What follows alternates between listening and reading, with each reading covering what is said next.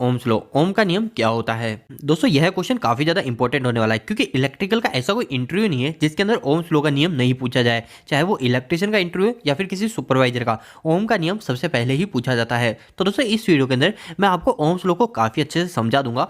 इसके अलावा इस वीडियो के आखिरी में मैं आपको 2 से 3 लाइन के अंदर इसका आंसर दूंगा जो कि आप इंटरव्यू के अंदर बोल के आपका इंप्रेशन काफी अच्छा बना सकते हो। तो दोस्तों पहले ओम्स लॉ को हम समझ लेते हैं कि आखिर ओम्स का नियम क्या होता है। सबसे पहले दोस्तों आपके मन से ये डाउट क्लियर कर लो कि ओम्स लॉ के अंदर ओम क्या है। तो दोस्तों ओम जो है ये एक तरह का नाम है एक इंसान का जिन्होंने इस नियम को निकाला था। ये आपसे इंटरव्यू के अंदर भी पूछा जा सकता है कि ओम्स का नियम किसने दिया था, तो उनका पूरा नाम था जॉर्ज साइमन ओम। दोस्तों अब इस लॉ की बात कर लेते हैं कि आखिर ये जो नियम है ये नियम क्या कहता है। दोस्तों अगर आप कहीं पे इलेक्ट्रिकल में काम कर रहे हैं तो आपको पता है इलेक्ट्रिसिटी के अंदर हमारे 3 मोस्टली क्वांटिटी होती है जो कि होती है, एक होती है वोल्टेज, सेकंड होती है हमारी करंट और थर्ड होती है हमारी रेजिस्टेंस, जिनकी शॉर्ट फॉर्म जो होती है वी, करंट की होती है हमारी आई और रेजिस्टेंस की होती है आर। इन तीनों चीजों को जोड़ के हमारा कोई भी एक सर्किट बनता है। सर्किट का मतलब दोस्तों जैसे है कि हमारे पास लोड है, लोड के अंदर कुछ भी हो सकता है, जैसे हमारा फैन हो सकता है, बल्ब हो सकता है, कुछ भी हो सकता है। तो ये जो लोड है इस लोड के अंदर मैं यहाँ से वोल्टेज दूंगा। ये वोल्टेज मैं बैटरी से किसी से भी दे सकता हूँ, तो मैंने इसको वोल्टेज दिया।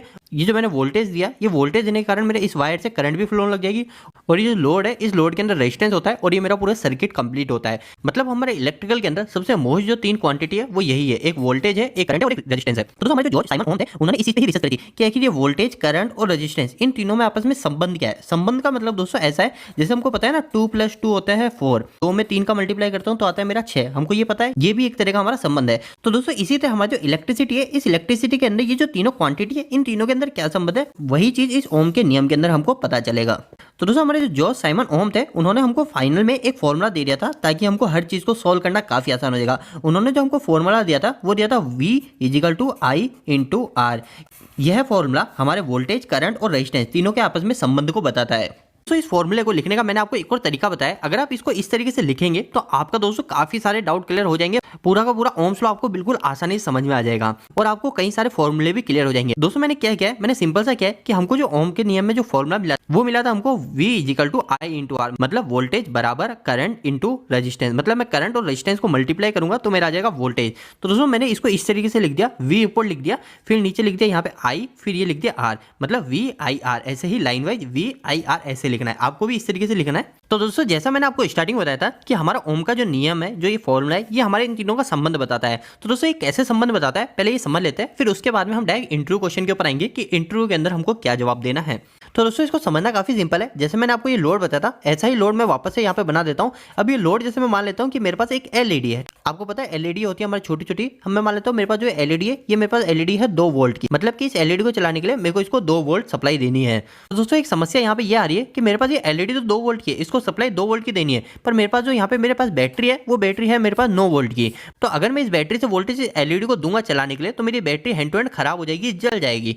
तो दोस्तों अब मैं इस एलईडी को कैसे चलाऊंगा इस 9 वोल्ट की बैटरी से। तो दोस्तों इस समय हमारा काम आ जाएगा ओम का नियम। एक चीज ध्यान रखिएगा, ओम का नियम हमेशा यह कहता है कि मेरे पास इन तीनों में से 2 कोई भी वैल्यू है। जैसे मेरे पास करंट है और रेजिस्टेंस है तो मैं वोल्टेज पता कर सकता हूं। अगर मेरे पास वोल्टेज है, करंट है, तो मैं रेजिस्टेंस पता कर सकता हूं। यानी मेरे पास 2 चीज होनी चाहिए। और आपने भी देखा है कभी भी हम एलईडी को देखते हैं तो आपने उस पर देखा है कि उस पर वोल्टेज तो लिखा होता है कि उसको वोल्टेज कितने देना है, इसके साथ में उसका करंट भी लिखा होगा कि हमारी जो एलईडी है एलईडी करंट कितना लेगी। तो जैसे मैं यहाँ मान लेता हूँ कि हमारी जो एलईडी है ये एलईडी करंट लेगी हमारी 20 मिली एम्पियर। इस एलईडी पे लिखा है 2 वोल्ट और 20 मिली एम्पियर।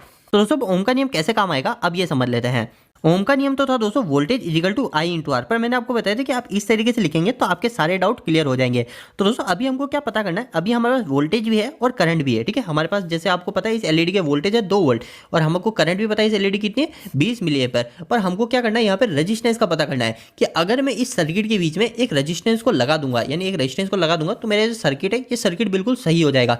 तो मेरे को यहाँ पे इस सर्किट में रेजिस्टेंस कितने का लगाना है वो मैं इस ओम के नियम से पता कर लूंगा। और रेजिस्टेंस निकालने का फॉर्मूला कैसे पता चलेगा मुझे, तो वो काफी सिंपल है। ये R है ना, ये R का R यहाँ लिख दिया और ये V ऊपर है तो यहाँ पे ऊपर V लिख दिया और नीचे I है, V ऊपर है I नीचे तो V/I हो जाएगा। इसी तरह इससे 2 फॉर्मूले और बनेंगे। एक करंट निकालना है, अगर मेरे को कभी करंट निकालना है तो करंट का फॉर्मूला कैसे बनेगा, करंट I का I लिखा, V ऊपर है तो V ऊपर लिख दिया और R नीचे तो R नीचे लिख दिया, तो ये मेरा करंट का फॉर्मूला हो गया। इसके अलावा एक और फॉर्मूला बनेगा, वो बनेगा V का।